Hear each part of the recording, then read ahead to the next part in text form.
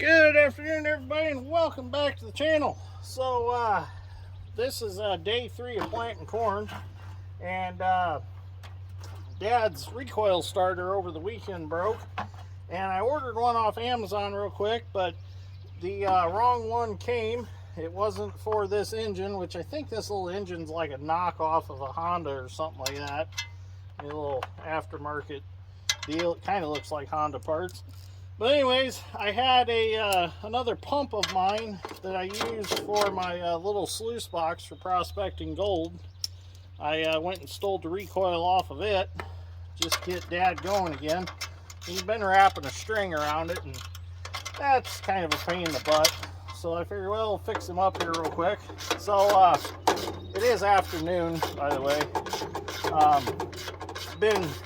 Been juggling a lot these last few weeks.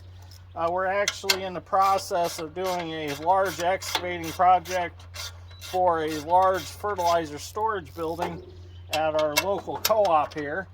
And I can't do any video on that because it's all proprietary stuff, and the actual company that's building the building in their safety rule handbook, they don't allow any videoing going on the job site. So actually, when I go on that job site, I actually have to be in high vis, hard hat, full sleeves, everything. So I was there this morning for a while. My Uncle Jamie and Cousin Tim are also helping us on that project. So they're, while we're planting corn, they are actually working on that. And George is working there also. I think this one, yeah, it'll work. So I just gotta get the bolts back in. But anyways, so you probably won't see an excavating video for a little bit because we can't video anything on that project, which all of us YouTubers that do excavating work occasionally have them projects where we can't video on. I know when Dirt Perfect and I were talking, he actually has a lot that he doesn't video because of reasons like that. So, and I get it, there's privacy things when it comes to that, and I don't have to video everything. But anyways, I'm gonna get this fixed up real quick for Dad. This bottom screw's a little bit of a bear since it's right under there and close to that light. Oh, I'm gonna try something here. This'll work. But anyways, we're gonna go plant my farm next that I've got over here. And I've got some Dairyland seed from my buddy Zach Green. Zach is a Dairyland dealer. I'm going to be putting some Dairyland on that farm. And we'll get that planted, and then we'll go back to planting Dad and I's other stuff. But these are all farms that I took on over and above Dad and I's already acreage that we had. So I call them my farms, but Dad and I farm them together. It's just that the landowner of them actually came to me and wanted me to farm them. So that's where the little they're my farms comes from. Dad and I still farm them together. There's nothing different, just that we call them my farms because the landowner came to me. So that's all fixed up. Oh yeah, that'll be nice. That'll be nice. No more trying to wrap the string around it. I got the numbers off the other pump. I can see if I can come up with another recoil starter. So let's go get my corn planted. So this farm we're planting now, we're gonna no-till it. My other farm, we're gonna do no-till on that. I just hit a couple low spots. They had some heavy stalks. I hit them with a disc. No soil finisher or anything like that. Just trying to cut up some of the heavier crop residue. And then my other farm, which is straight across from us over on the next road, that's the one that I had Dave run the soil finisher over after I dissed it. So that one got worked. But this other one, it's higher ground, except for the few low spots, and I wanted to just chew them up a little bit. So while I'm standing here waiting on Dad to come up here, what we're going to do actually is we're gonna plant this field until he runs out, and then we're going to switch to the dairyland. We're going to run over, plant my farms, come back and finish planting the rest of this. It's just I wanted to make sure this seed was on my ground over here and in my field over there. So while I've got some time here, I'm going to take a real quick minute and explain something that's been brought up in the comments several times, and I feel like I owe the viewers kind of an explanation. Everybody keeps asking where Dad Strength's at. Dad Strength actually took another job. I haven't said anything on YouTube because it's kind of, you know, I feel personal life, but him and my sister had broken up a while back, and he decided that he was going to take another job, which I understand. You know, I've been there myself. He took another job. He's actually got a really cool job. I'm kind of jealous of him. He runs a big suction dredge in a gravel pit, and when I say suction dredge, this thing is a monster. It'll suck up like 6 to 10 inch size rocks. I mean, just sucks them up and blows them down a pipe, and the pipe goes to a big wash plant and sorts the sand and gravel and all the rocks and stuff. So it's a really cool job. I'm really happy for him. He's an operator / deckhand on that dredge, so he does maintenance work on it also and runs it. So a really cool job. I wish him the best of luck with it. Him and I still talk on a daily basis, so there's no hard feelings there. I mean, the breakup, it's all civil. There was no, you know, nothing bad about it. Let's put it this way. It wasn't one of them horrific breakups, you know, so I just figured I would let everybody know. But like I said, there's no hard feelings. Him and I still talk. We're still friends. Hell, he bought me a mounted plow from my WD Alice Chalmers for my last birthday. So I mean, we're all still on good terms, him and I. So, but yeah, lucky guy, gets to do one of the things that I always wanted to do. I've always had a fascination with sorting dirt out of rocks, and he actually gets to do it for a living now. So maybe someday we'll get to go see the floating dredge that he runs. I think that'd be really cool. I don't know if that would be allowed where he works. It is kind of more of a mom and pop gravel pit. It's not like it's a huge corporation. So maybe someday we can go check out where he works. But just to let you know, I'm just keeping it simple, long story short, you know. But that's what happened. He's no longer around. So like I said, I wish him best of luck. I miss him being around, you know, don't get me wrong. You know, we worked together for 6 years and then he's just up and gone. But I know how life works. You know, sometimes we have to move on. So I just want to let everybody know that that's what's going on with that. So, all right, let's get the planter loaded. Sounds like Dad's coming back to get a load of seed.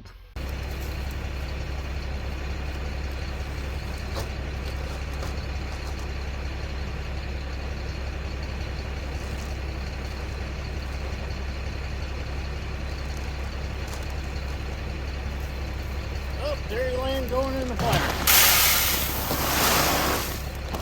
So a viewer asked a really interesting question the other day. Want to know how many seeds per hour are going in the ground? Well, about 600,000 seeds per hour go in the ground, and that's about 20 acres at 30,000 population. Comes out to about roughly $3,800 an hour being spent on planting. So think about that.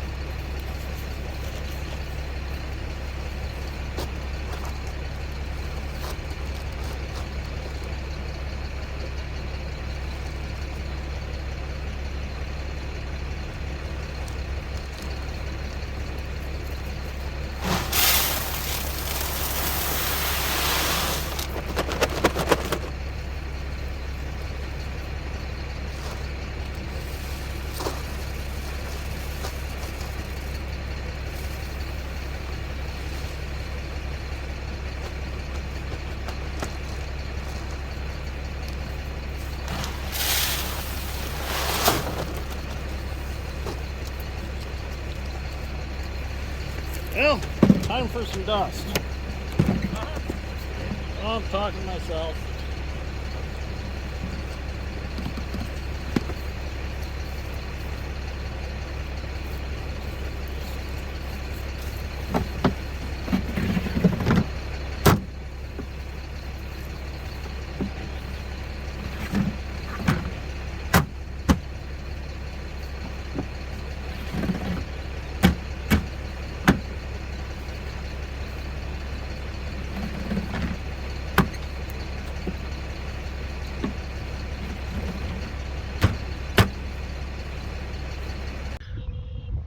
So we've moved on to one of my farms here. Dad's actually back there planting inrows, but I decided to do a little digging here just to check our seed depth. We're still at our 2 inches deep that we set with the sitting seed. So see, I am going back through and I am digging stuff up. I'm not lazy. Just the sitting seed is a tool and we're going to use it, and it works good to help calibrate the planter right out of the shop. So we've got good seed spacing here. Everything looks good. I did cut the population back on my farms because they are some higher, drier ground, and too high a population. We got too many plants competing for moisture. So by cutting that back a little bit, it gives a little more moisture to each plant. Another reason I cut back on population is because I might actually pick some of this for ear corn.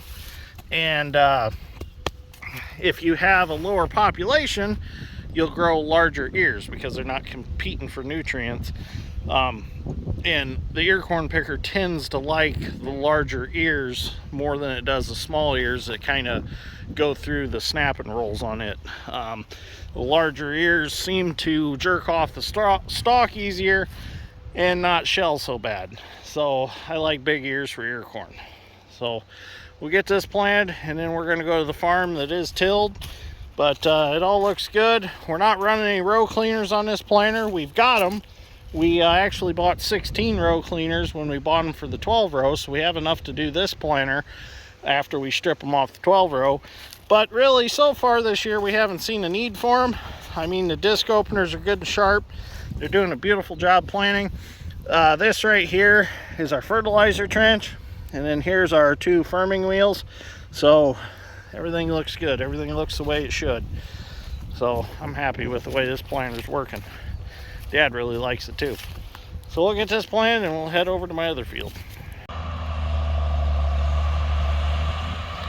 So the next thing we gotta do is we gotta do some spraying on this no-till. So I need to get the Wilmar finished up. I have been working on it. I put all new Raven spray controls on it. Got rid of the old Mid-Tech crap. Couldn't get parts for. So next day or so we're gonna get it out and going and get some spraying done.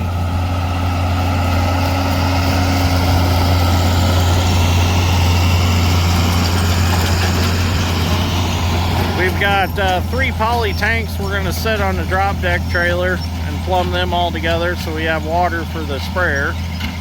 So I got to get that trailer hooked up to the Black Kenworth and get them tanks put on, get them plumbed up, get a pump set up. So we're going to do a lot of spraying this year. Looks good though. Planter's doing a nice job.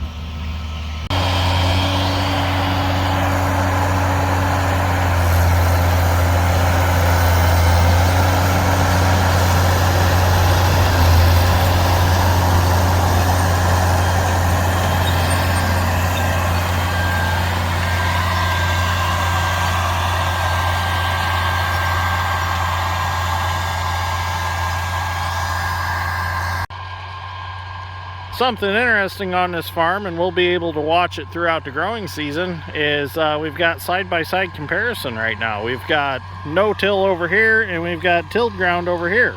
So I'll have to watch that through the season and see if you can tell any difference across the corn when it's growing. See if there's any unevenness between the two. It'd be kind of interesting to see how the emergence will be affected by the no-till and the tilled. So we'll have to see what happens. We'll keep an eye on it.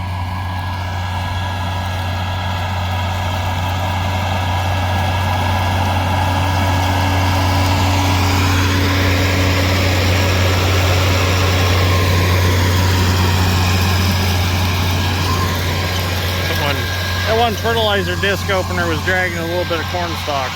That'd be alright. Alright, so we're going to let Dad finish this field up real quick. I'm going to go move some other stuff around, get ready for the next farm. I got to run to the shop and grab my phone charger real quick so I can finish getting video today. I forgot to throw it in this truck. So my tool truck, I can't set a pallet of seed in without taking a bunch of stuff out. So I just grabbed my other truck for moving pallets of seed around. Works pretty good. That way I don't have to set my welder out and all that. and the rest of the tools and stuff that are in the back that we use through the planting season. So just grab this one, throw a pallet in, and go. All right, we'll get some video in a little bit. Well, got Dad moved, got his fertilizer filled up. He's gonna plant my new farm, get this all planted. I got one more farm of mine that's new this year. It's a 58 acre farm, so we're not gonna see that one until later. But I'm gonna move the semi to the next farm. He's got enough fertilizer, he can finish this here, and then he'll come to the next one. Well, I figured I'd come back and get some more video of Dad planting here on my new farm. Sure looks nice when it's tilled. The nice thing about the no-till is you do conserve moisture. You're not drying it out so bad. But just there's nothing better than a nice tilled field. And with no-till, you're saving some money on fuel, so you don't have that tillage pass. But still, I'm a sucker for a nice tilled field.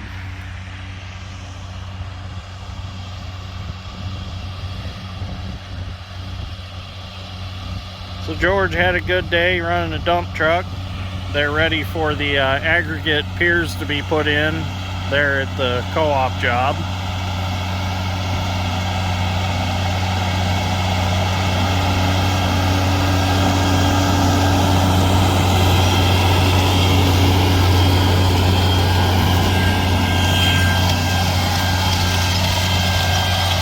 Looks like Dad found him a vine hanging there on his marker.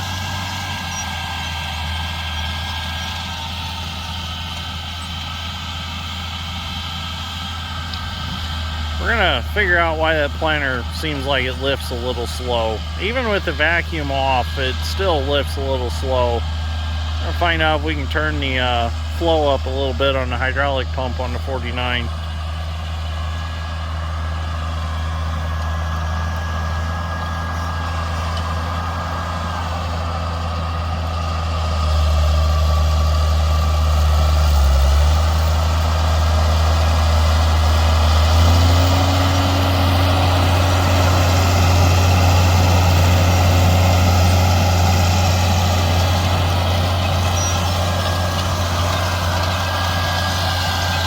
Actually covered quite a bit of ground today. Got a lot of the smaller farms knocked out. Now when he gets to the bigger stuff, he can plant all day without a lot of inroads to deal with and stuff. Oh, marker's a little close to the tree. It'll come out of there. All right, you know what? I think I'm gonna end this video right here. We got plenty of video. We learned a lot today. So we'll continue on. He's going to fold that marker in so he can go along the woods right there. But thank you for watching. Greatly appreciate it. And I will see you all in the next one. Hopefully there was some questions answered in this video. So thanks for watching.